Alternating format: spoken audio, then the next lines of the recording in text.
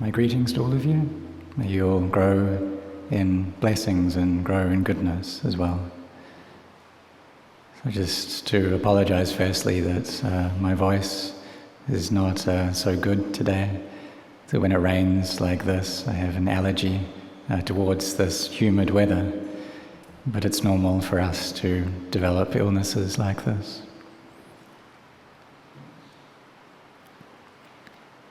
So I wish to express the happiness that I find seeing all of you coming to practice here, and those here and online as well.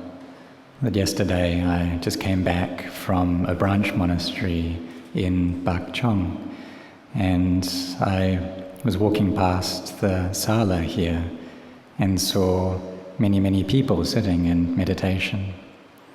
But really when I first came in, it seemed like there was all devas sitting, like this hall was filled with devas. And it really seemed like that on the first glance. And so you'll have this opportunity to come and practice the Dhamma. And this is a very important opportunity. It's the second day, full day of this retreat now. And so probably many of you have listened to the teachings of many different teachers. Many different Dhamma teachers listened to their talks. So like in Australia, Ajahn Brahmavamso, different teachers in Singapore and Malaysia.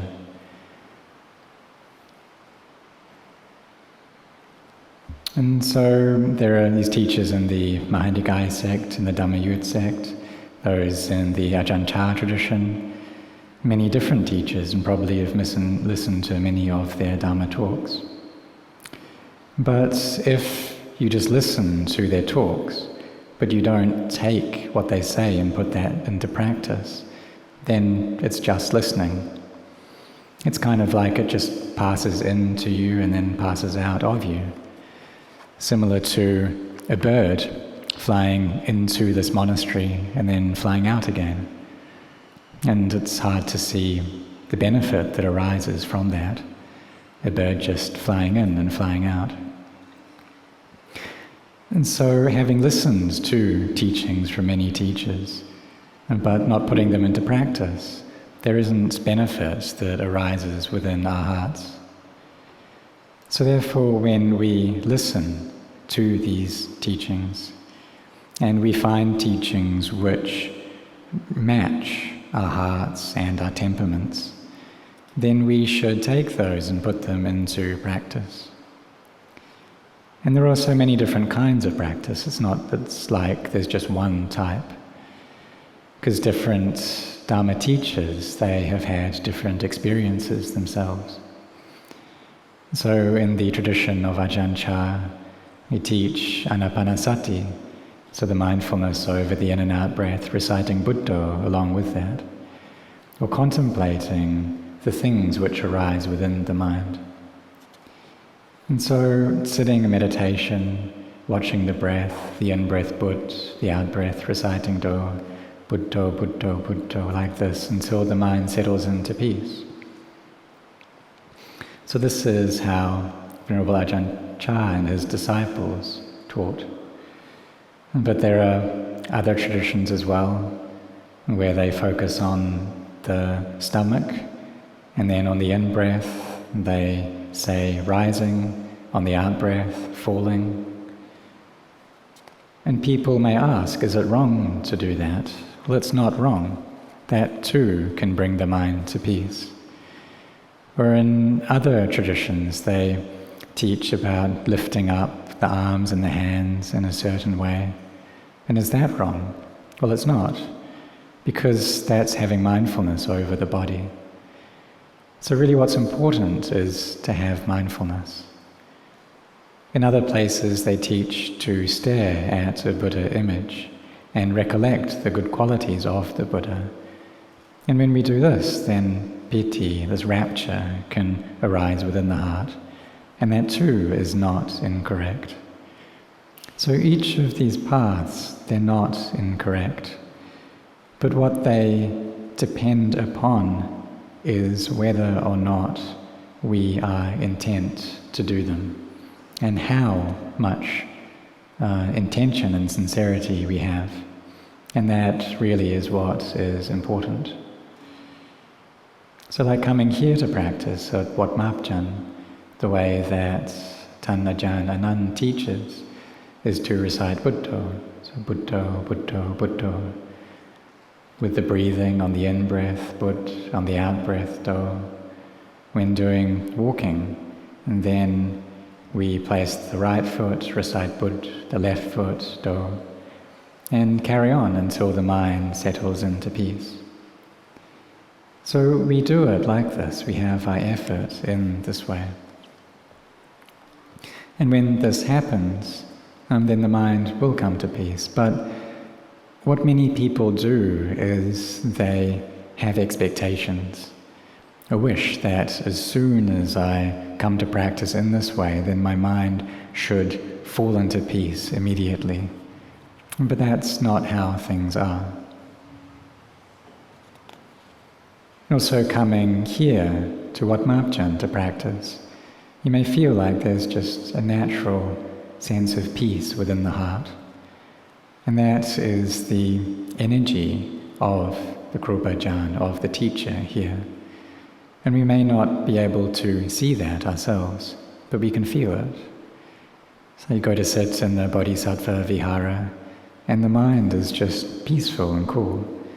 And a part of the reason for that is the energy of our teacher here.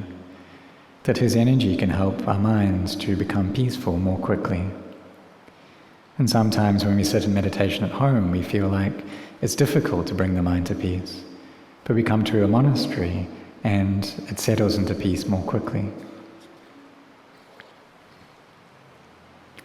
So therefore, in the space of each day, we should try to have effort and to set our hearts on this practice, on not recollecting the things at home, your work, or anything in the future. You don't send your mind out to those things. You don't send it out to any difficulty, suffering in the past and the future. That all of that you leave at the monastery gate. Leave it outside the gates when you come in. You've had this sincerity to fly all the way here, crossing countries, crossing seas to come here. So have your efforts as well to be meditating so that you can bring your mind to peace, to be contemplating so that you can see the Dhamma. And then one day, if you carry on with this, then you'll be able to see the Dhamma. And so when sitting in meditation, recite Bud and Do.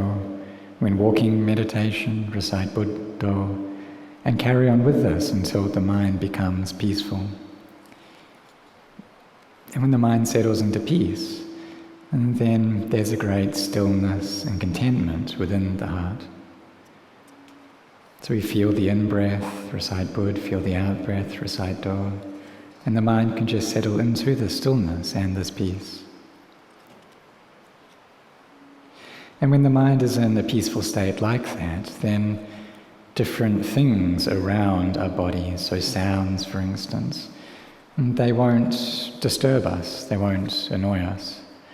So we may hear some people make sounds, we may hear someone hit a nail with a hammer or use different machinery, but it's not disturbing to us. The mind doesn't become unsettled and chaotic. But it's not the case that we don't hear anything whatsoever. It's just that there's this deep peace within the heart. There's a happiness there, a deep contentment and fullness. In order for everything to just vanish when we sit in meditation, that's on the level of appana samadhi. That we don't know anything, we're not receiving any sense impressions. But in the beginning, it's not necessary for us to get to that point.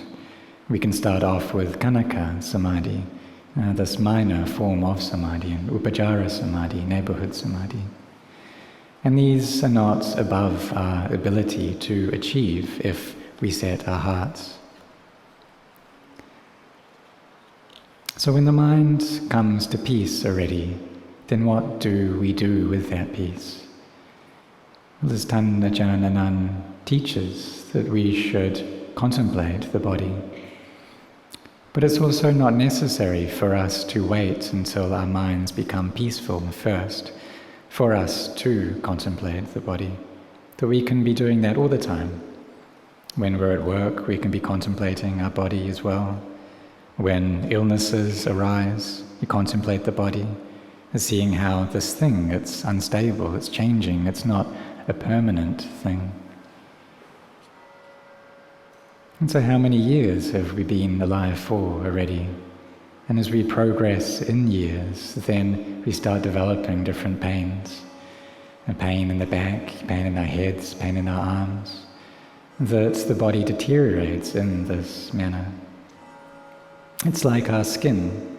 And according to, we see the skin and we think that it's something beautiful. But really, it's not that way. And according to science, they say that with each passing day, our skin deteriorates, it dies every day. And so the old skin dies away and there's new skin that comes up. And it just carries on going like that without stopping until we die. And so with this body, as we carry on using it, as it gets older and older, then the skin starts drying up and becoming wrinkled.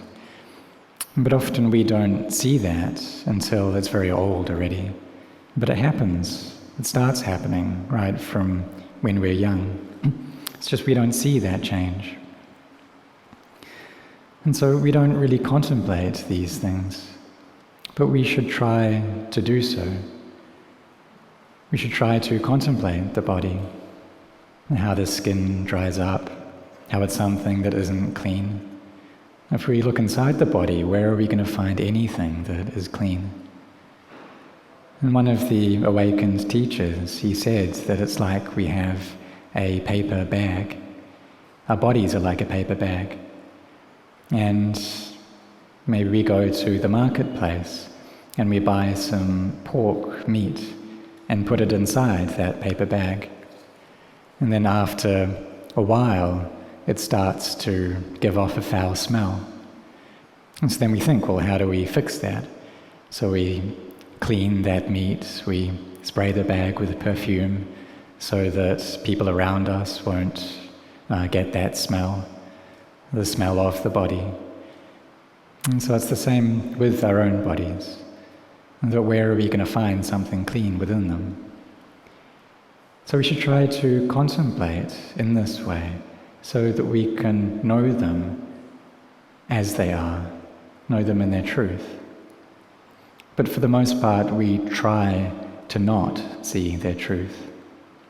We try to find perfume and makeup to put on the body, try to obscure its asubha, non-beautiful nature, because that's its reality, is that it's not beautiful. So the Buddha wanted us, and the great teachers, they wanted us to contemplate this body so that we can see it for how it is, see its reality, see how it's not beautiful. Because when we see that, then we let go of our attachments to this body and our attachments to the people around us as well, our husband, wife, our relatives, our children. We let go of our attachment to them. And so when we let go of the attachment to our own body, then we let go of the attachment to the bodies of people around us as well. And when we do this, then the act of developing our hearts becomes a lot easier. And perhaps the number of lives that we have left reduces and reduces. So it's not the case that we can only practice when we're sitting in meditation. We can be contemplating all the time. If we just sit in meditation and experience some peace, and then we come out of meditation and that's it, well, where does that peace go? What use have we gained from it? It doesn't really bring any benefit. So when we gain peace, we use that to contemplate this body and see this body for how it is. See its drawbacks. See how, having been born, we experience pain and suffering. How it's not attractive. There are all these different kinds of illnesses that arise within it. And in the end, this body has to pass away.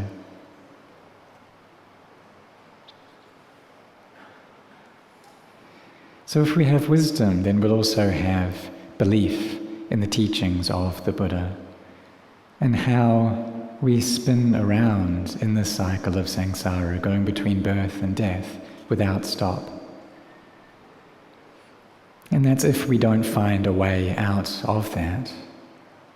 So we need to find a path to cut down the number of realms of existences and lives that we have left. So we have this great fortune that we've been born as a human. We've met with the teachings of the Buddha, the teachings of his awakened disciples. We have a body which has all of its parts and is complete. We also have strength of body and strength in terms of our wealth as well. Because if you didn't have strength of wealth, then you wouldn't be able to make it to Thailand. So it's important to have both of these, that if you had a strong body but you didn't have wealth, then you wouldn't be able to have the opportunity to come here. So when you have this, both energy in terms of body and in terms of your wealth, then you need to have effort as well to bring about benefit from that so that you don't die in vain. So coming to practice the Dhamma under an awakened teacher, this is something that is really good. But don't do it in a way that's just a trend, that you're just following what other people do, that my friends are going, so I'll go as well and have a bit of a rest at the monastery. I mean, it's still good to do that, but you need to have sincerity as well. To be meditating, to bring the mind to peace, and then contemplate the body to see its reality. And try to see it for how it is, how it's something that doesn't last, how it's something that steadily deteriorates until it goes back to dust. It's like going to a funeral here in Thailand. And I'm not sure what the funerals overseas are like, but in Thailand, you see how after the body has been cremated already, and the next morning you go to have a look, and there's nothing left. It's just dust and a few fragments of bones. It's nothing more than that. But before the cremation, they use chemicals, formaldehyde, for example, to stop the body from going rotten. And then they dress it up in nice clothes, put makeup on it, make it look very beautiful. And they open up the coffin for the monks to go and have a look and contemplate the body. And it still looks quite beautiful before the cremation. But where does it go to? What happens to it after it's burnt? It's just ash and some fragments of bones. And so where is the person gone to then? So we attach to these bodies and get all stirred up by them, and our lives get all stressed with different things. But where does that all go to? It's just bones. It ends up as just bones. And where am I then? Where's the person within that? We can't find a me there.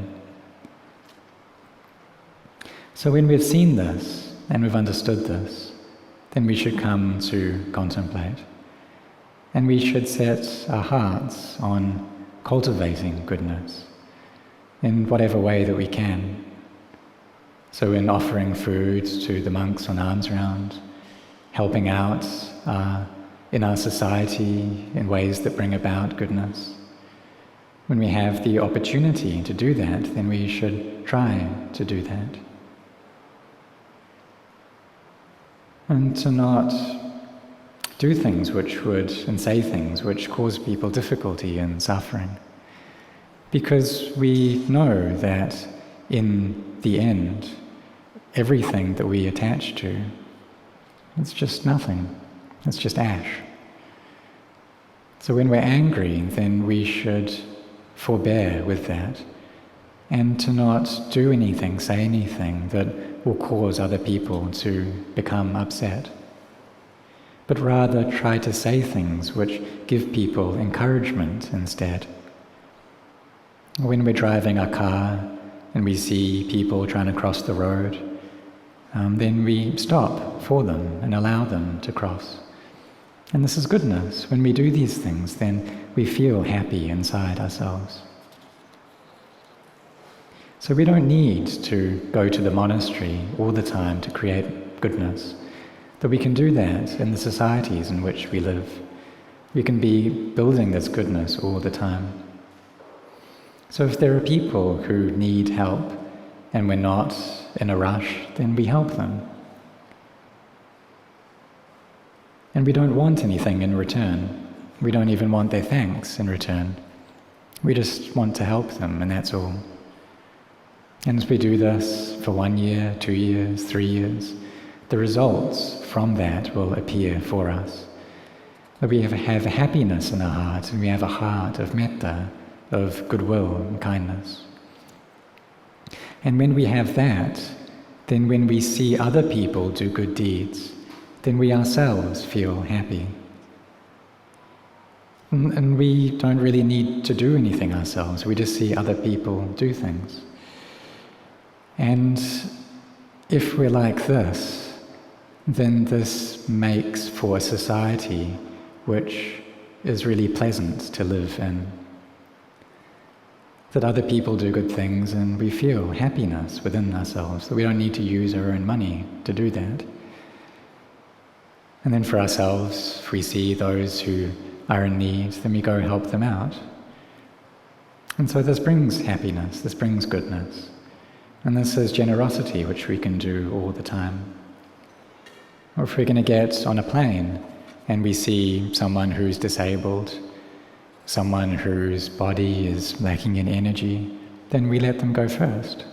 We say, don't worry about it, you go first, you go first. Or if we're waiting for food and we see someone who's unwell, then we allow them to have the food first.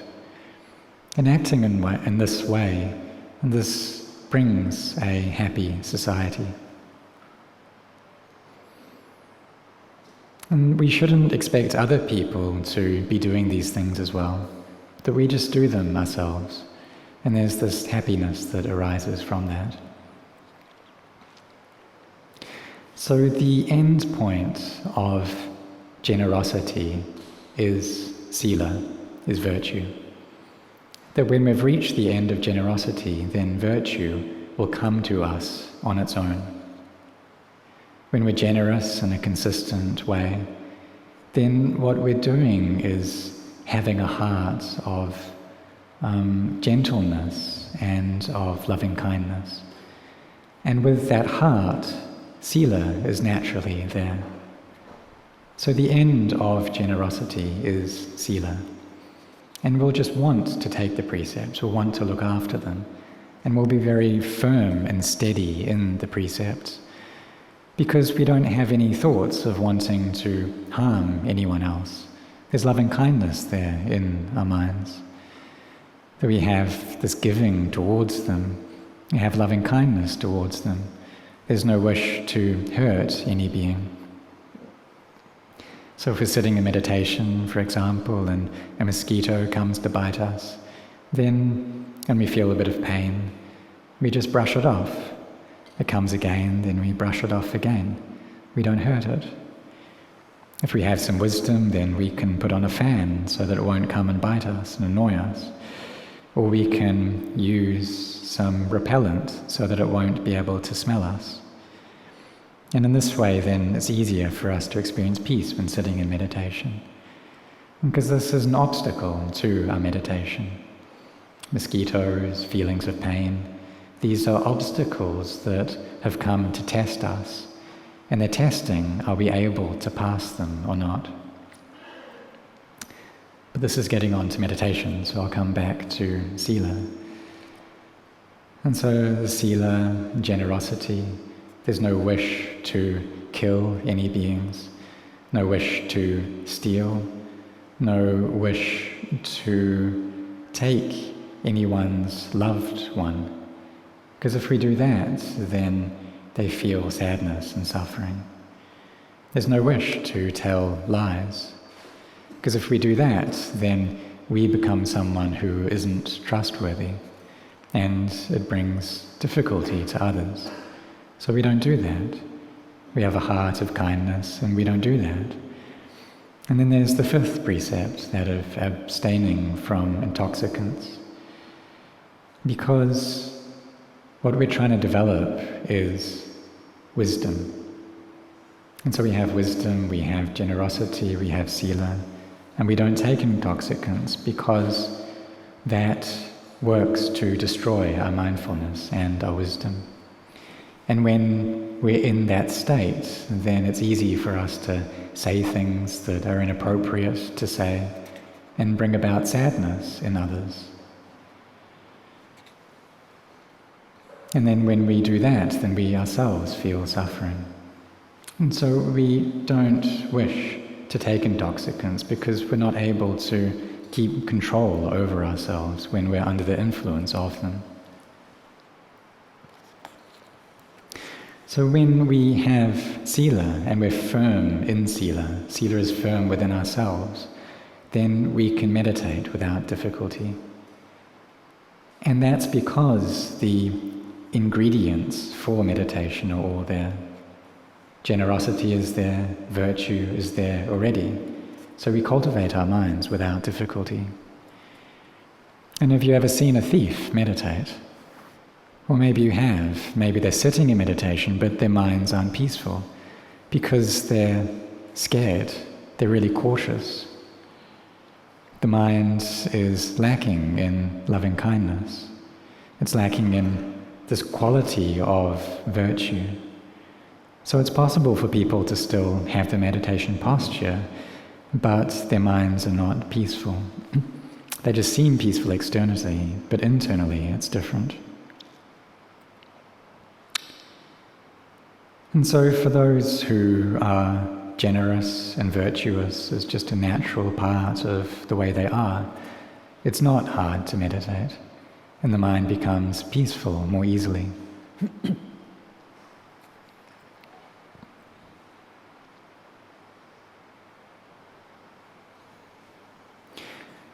So therefore, Ajahn Anan had the kindness to give me the opportunity to talk with you, to give you some encouragement. So I've talked a bit about this generosity, about virtue, about meditation, and these are things which you should all try to cultivate. Having listened to them, you need to try to do them as well. But also, it takes time as well. It's not the case that as soon as you meditate, the results appear for you instantly. That it does take time. It's not like going into the 7-Eleven and buying something and you just get it straight away. So for some of you, in order to be able to see the Dhamma in line with how the Buddha taught it, it may take your whole life to get to that point. But this is something that you are able to do. So what I want to say to you is that really go for it. You have this opportunity. You've been born as a human. You have a healthy body. So use this opportunity so that you don't waste your life in vain.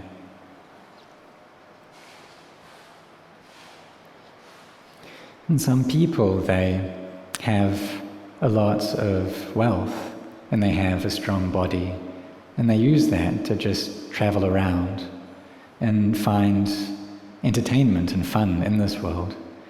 But there's no end to that. It doesn't stop. And really it ends in death. And we don't know what karma we've created in that state. And so, getting born again, where does one go?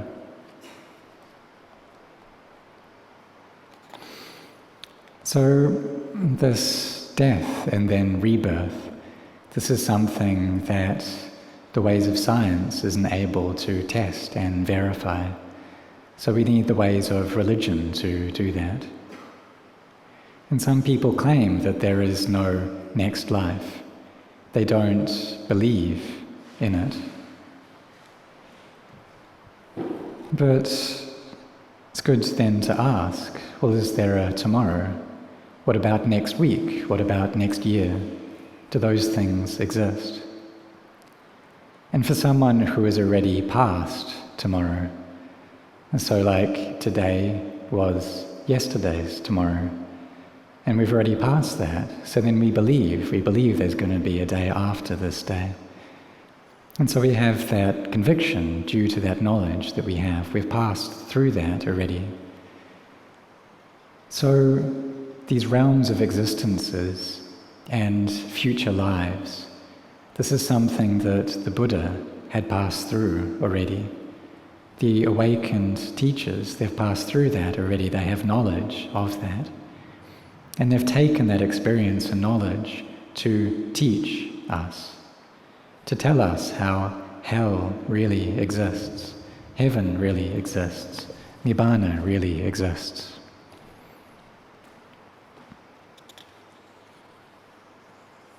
But this is something that we don't need to go too far away in order to see. That heaven is right here in this present moment. Like we sit in meditation in this monastery, there's contentment in the heart, joy in the heart's full of goodness. And that's heaven right there. And if we die in that state, then the mind takes rebirth in the realm of heaven.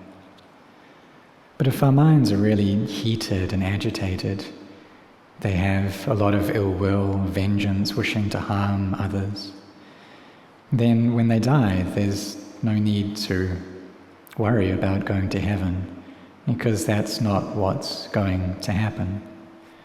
That their minds already are in a hot and agitated, painful state. And so it's not, even if they wish to go to heaven, it's not possible for that to happen.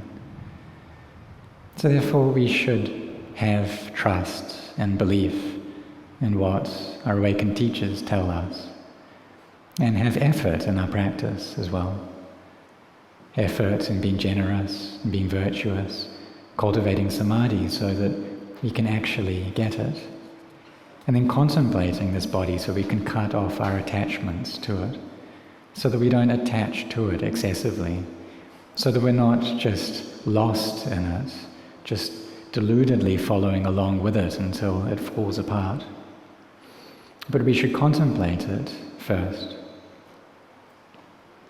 And as we contemplate, then, as the awakened teachers say, then we're able to reach Nibbana as well. Able to reach a state where there isn't birth anymore. Because we see that when there is birth, then there is suffering as well. It may be easier for us to contemplate that on people around us, see those who are sick and those who have passed away. And we see that dukkha, this discontent, is normal for this world. So therefore, when we are aware of this, then we should try to not be born again, but to reach Nibbana following the Buddha. So may all of you have great energy in doing this. May you set your hearts on this. And Tan Ajahn Anan, the kindness to allow me to speak to you today. And what I have to say is no more than this. So may you all grow in blessings.